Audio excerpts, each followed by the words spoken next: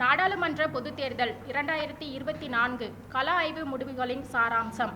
நாடாளுமன்ற தேர்தல் களத்தில் வேட்பாளர்கள் பட்டியல் இறுதி செய்யப்பட்டு பிரச்சாரம் தொடங்கியும் தொடங்காமலும் உள்ள சூழ்நிலையில் பேராசிரியர் டாக்டர் ராஜநாயகம் வழிகாட்டுதலில் மக்கள் ஆய்வகத்தில் முறையான பயிற்சி பெற்ற 18 ஆய்வு நெறியாளர்களும் 85 களத்தகவல் சேகரிப்பாளர்களும் மார்ச் 25 முதல் ஏப்ரல் 1 முடிய தமிழகத்தின் 39 தொகுதிகளில் 4485 வாக்காளர்களிடம் நடத்திய நேரடி சந்திப்பில் கணித்த மக்களின் எண்ண ஓட்டத்தின் சாராம்சம். தொடக்கநிலை பிரச்சார சூழலில் இன்று வாக்களிப்பதாக இருந்தால் அணிகளுக்கு வெளிப்படும் ஆதரவு: 41.3 விழுக்காடு திமுக அணி, 24.2 விழுக்காடு அஇஅதிமுக அணி, 17.1 பாஜக அணி, 12.8 நாம் தமிழர் கட்சி, 2.2 நோட்டா, 2.4 பிற பதில்கள். எண்ணியல் மற்றும் பண்பியல் கூறுகளை ஒருங்கிணைத்து தொகுதி வாரியாக பார்க்கும்போது பிரச்சாரத்தின் தொடக்க நிலையில் திமுக அணிக்கு 37 தொகுதிகளும் அதிமுக பாஜக அணிகளுக்கு தலா ஒரு தொகுதியும் சாதகமாக உள்ளன. திமுக அணி முன்னிலை வகிக்கும் தொகுதிகள் 37, அஇஅதிமுக அணி முன்னிலை வகிக்கும் தொகுதி 1, பாஜக அணி முன்னிலை வகிக்கும் தொகுதி 1.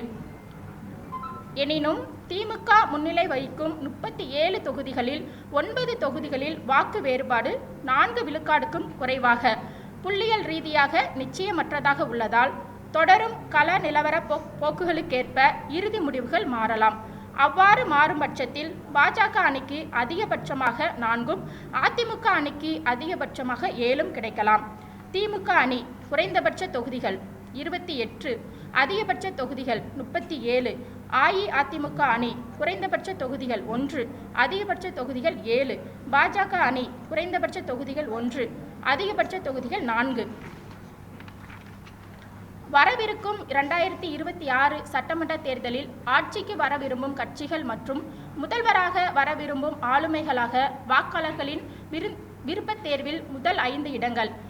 ஆட்சி அமைக்க விரும்பும் கட்சி: திமுக 31.8, அஇஅதிமுக 21.5 விழுக்காடு, நாம் தமிழர் கட்சி 16.2 விழுக்காடு, தமிழக வெற்றி கழகம் 15.2 விழுக்காடு, பாஜக 10.1.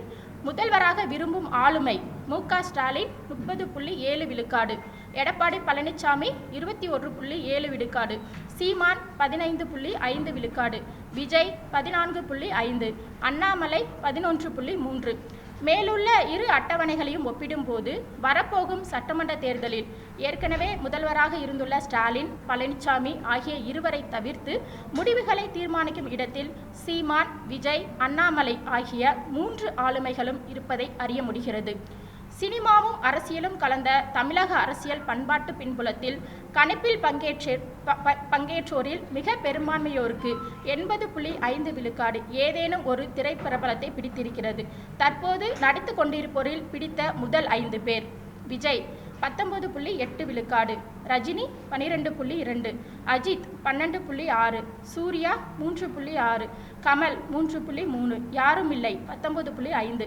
2 விழுக்காட்டுக்கும் குறைவாக பெற்று அடுத்தடுத்து இடம் பெறுவோர்: தனுஷ் 1.9 விழுக்காடு, விஷால் 1.8, விக்ரம் 1.7, விஜய் சேதுபதி 1.5, சிவகார்த்திகேயன் 1.1.